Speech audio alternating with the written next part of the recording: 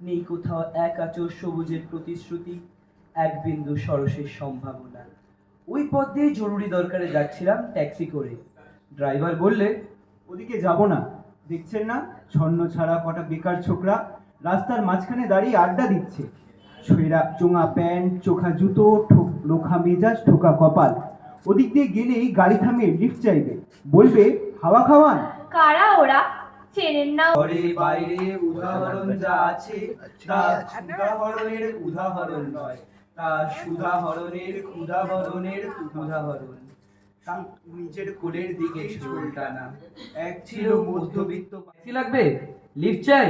আরে এই তো ট্যাক্সি, এই তো ট্যাক্সি, লে হালুয়া। সন্ন্যাসে চেঁচিয়ে উঠলো ছোকরারা, সিটি দিয়ে উঠলো। পেয়ে গেছি, চল পানসি বেলগড়িয়া।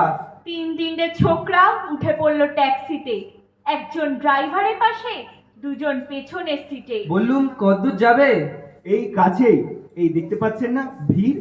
সিনেমা না, জলসা না, নয় কোনো ফিল্মি তারকার অভ্যর্থনা, একটা নিরীহ লোক গাড়ি চাপা পড়েছে।